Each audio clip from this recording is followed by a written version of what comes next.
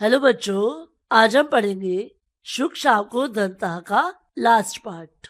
अभी तक हम पढ़ चुके हैं कि विंध्य नाम का एक छोटा सा जंगल है, उसमें पंपा नाम का एक कमलों का तालाब है।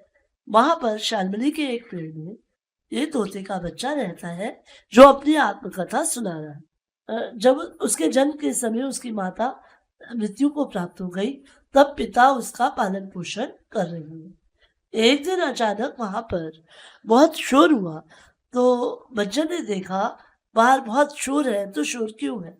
क्योंकि बाहर आखेट के लिए शबर आए हुए थे। तो उसके बाद वहां एक बूढ़ा शबर रुका और उसने क्या किया कि वहां उसने पहले पूरे वृक्ष को देखा। जैसे ही उसने देखा, तोते के बच्चों को ऐसा लगा जैसे उनके प्राण पखेरु उड़ गए हैं।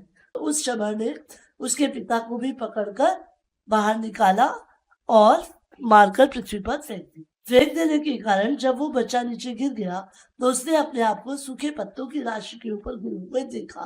वो बहुत डर गया था और डरा हुआ बच्चा जैसे बड़ा क्रूर हो गया हो, स्नेह रस से अनजान हो, ऐसा लुढ़कता पड़कता हुआ पास ही तमाल वृक्ष के मूल देश में आ गया। तो आओ अब आगे पढ़ते हैं। अजात पक्षतया च मुहुर्मुहुर्मुखेन पततः स्थूलस्थूलं श्वसतो धूलिधूसरितस्य संसर्पतो मम समभून मनसि नास्ति जीवितात् अन्यत् अभिमतरम इहि जगति सर्वजंतूनाम। अजात पक्षतया च, और पंख न निकले होने के कारण, न जात पक्षतया अजात पक्षतया, पंख न निकले होने के कारण, मुहुर मुहुर बार बार, मुखेन पततः मुख के बल गिरते हुए, स्थूल स्थूलम श्वसतो लंबे लंबे सांस लेते हुए, धूलि धूसरित से धूल से भरे हुए, धूल से लथपथ, संसर्पतो सरकते हुए, मम मेरे, संभून मनसी मेरे मन में हुआ। क्या हुआ उसके मन में?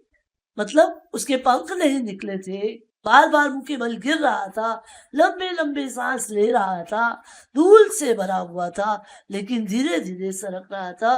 क्यों सरक रहा था? क्योंकि उसके मन में क्या हो रहा था? उसके मन में हो रहा था, न अस्ति नहीं है, जीविता जीवन से, अन्य अन्य, अभिमत धर्म अभीष्ट, इस जगती संसार में, सर्व जंतु नाम सभी जंतुओं के लिए, सभी प्राणियों के लिए जीवन से श्रेष्ठ कुछ भी नहीं, कुछ भी श्रेष्ठ नहीं है इस संसार में। सभी प्राणियों के लिए इस संसार में जीवन से कुछ भी श्रेष्ठ नहीं है, अर्थात हर प्राणी के मन में जीवन की इच्छा है। एवं उपरते मृत्यु को, अभी भी इस प्रकार मृत्यु को प्राप्त होने पर भी, किसके? ताते पिता के। इस प्रकार पिता के मृत्यु को प्राप्त होने पर भी, यद अहम जो मैं, जिजीविषामि जीना चाहता हूँ। अस्मिन् वाक्ये क्रियापदम की जिजीविषामि, धिक् माम अकरुणम अतिनिष्ठुरम अकृतज्ञम। धिक्कार है मुझको। कैसे मुझको? अकरुणम, जो करुणा से रहित हूँ, अतिनिष्ठुरम अत्यधिक कठोर को, अकृतज्ञम जो और भी जो किए हुए उपकार को नहीं जानता है।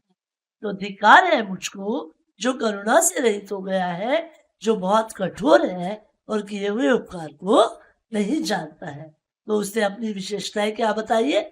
मैं करुणा से रहित हूँ, कठोर हूँ और किए हुए उपकार को न जानने वाला हूँ।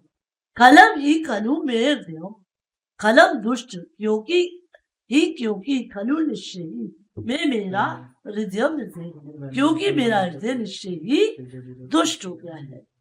मेरा हृदय निश्चय ही बड़ा दुष्ट है। तातेन पिता यत कृतम, जो किया, सर्वम तत् एक पदे, वह सब कुछ एक पदे एक शब्द है, मया विस्मृतम मेरे द्वारा बुला दिया। विस्मृतम में कौन सा प्रत्यय बच्चों? प्रत्यय। तो इसको अंडरलाइन करके रखो बच्चे, ये पूछा जा सकता है।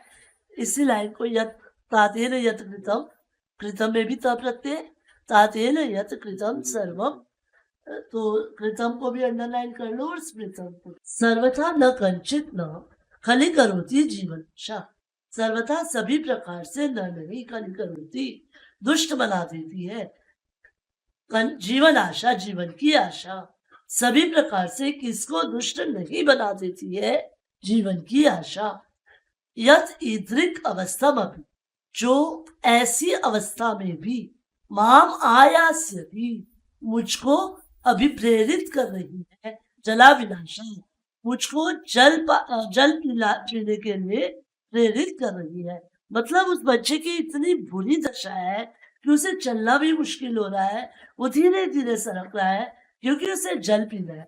जल की प्यास उसे प्रेरित कर रही है कि वो धीरे धीरे सरके और आगे बढ़कर पानी पी। तो इतनी बुरी अवस्था में भी उसे जीवन की आशा प्रेरित कर रही है। दिवसस्य च इयम अतिकष्टा दशा वर्तते। संधि ध्यान से देख लो, ये संधि अक्सर पेपर में आती है।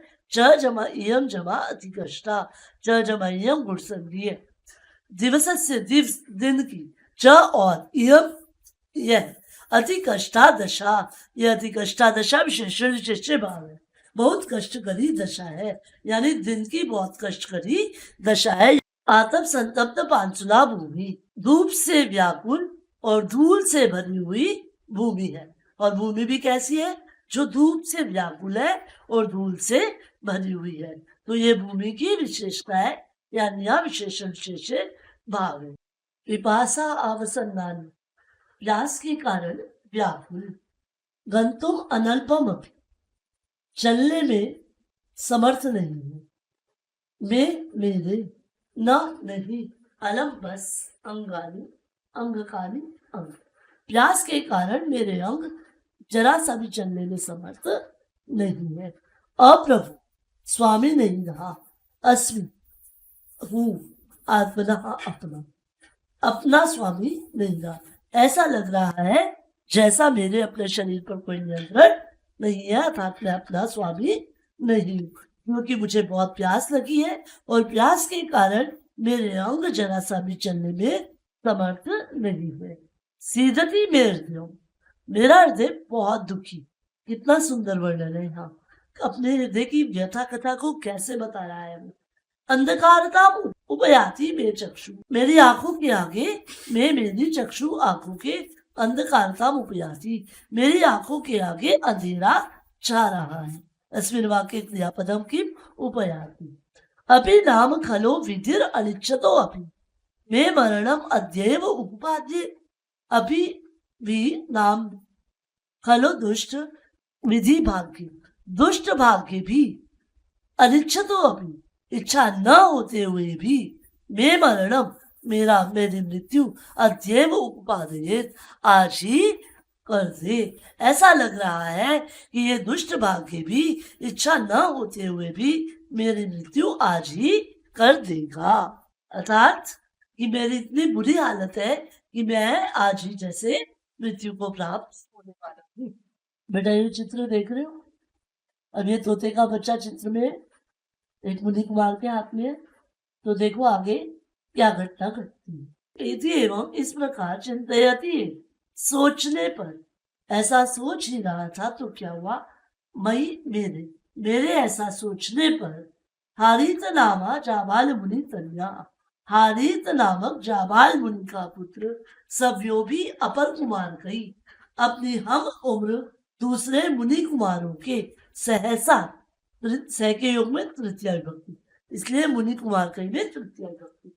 तेरेव पथा, उसी ही रास्ते पर, तदेव कमल सरहा, उसी कमल सरोवर पर, कौन से कमल सरोवर पर, पंपा सरोवर पर, उसी कमल सरोवर पर सिस्नासु उपागमत, नहाने की इच्छा से आया।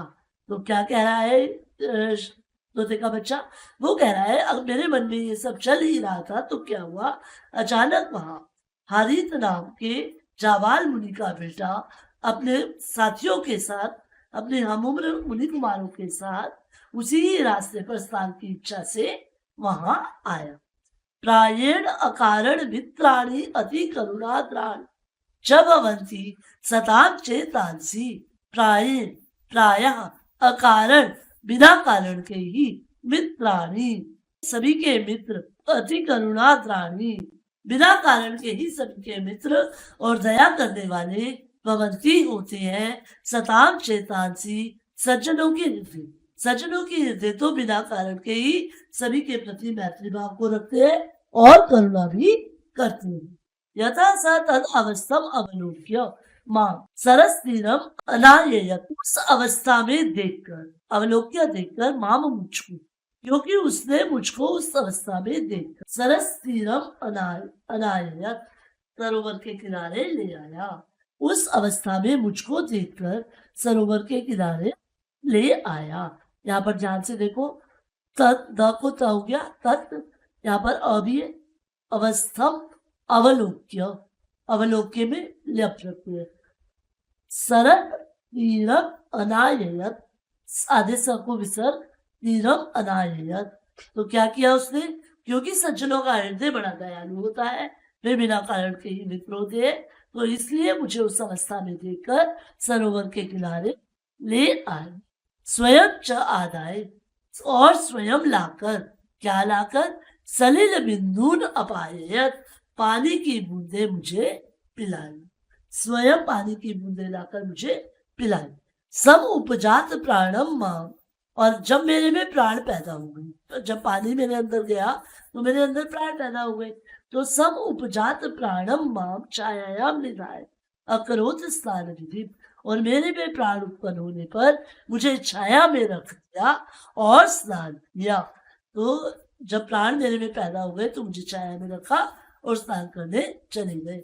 अभिषेकावसाने सकलेन मुनि कुमार कदम्बकेन अनुगम्यमानो माम गृहीत्वा तपोवनम अगच्छत, और नहाने के बाद सकलेन मुनि कुमार कदम्बकेन, संपूर्ण मुनि कुमार समूह के द्वारा अनुगम्यमान, अनुसरण किए जाते हुए, माम गृहीत्वा, मुझे लेकर, तपोवनम अगच्छत, तपोवन को चले गए। जब उन्होंने नहा लिया, जब उन्होंने अपना स्नान विधि पूरी कर ली, तो उसके बाद मुनियों के समूह के साथ वे तपोवन में आ गए। ये कहानी हमारी यहीं तक है। बहुत सुंदर कहानी है, कैसे एक शिशु शावक की करुण अवस्था का वर्णन है इसमें, कि कितनी बुरी हालत हुई होगी उस बच्चे की, कि पिता की मृत्यु हो गई और उसके बाद किस तरह से उसके प्राण बचे, ये सब हमने इस पाठ में पढ़ा। तो आओ देखते हैं इसकी व्याकरण। तो ये इसकी व्याकरण है, सारी समझी मैंने साथ साथ करवा दी है, तो आप यहाँ से एक बार देख सकते हैं। आज के लिए इतना ही।